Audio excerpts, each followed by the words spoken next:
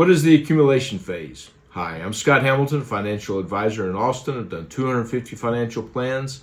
Love to help you. Give me a call. So, the accumulation phase, simply stated, is the time when you save for retirement. Doesn't have to be complicated. It's just the time frame once you start work before you retire. You're building up your assets over time, and it could be a long time, 25 to 45 years sometimes. And it's interesting to note a small change in behavior now, magnified over 25 to 45 years, can make a huge difference thanks to the magic of compounding interest. It's critical you start early and save, and you might want to increase your savings rates. So, make sure you're working with a financial advisor to create a plan and to stress test that plan.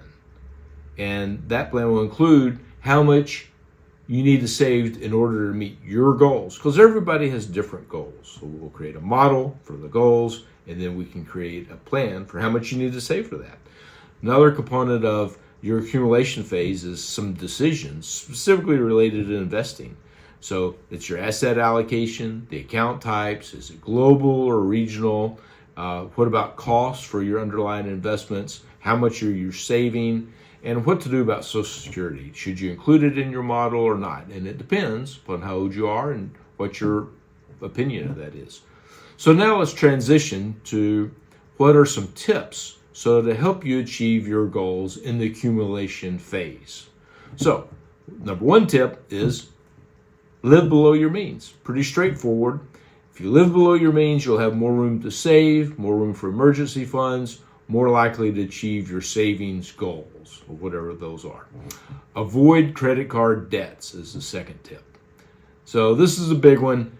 That credit card debt is a giant debt spiral. It's hard to get out of, easy to get into. If you're at risk for this, put your credit cards on ice and avoid the use of credit cards. And if you're in debt, do your best to get out of it ASAP. When you're doing your financial goals, make sure they're smart, specific, measurable, achievable, relevant, and time-bound.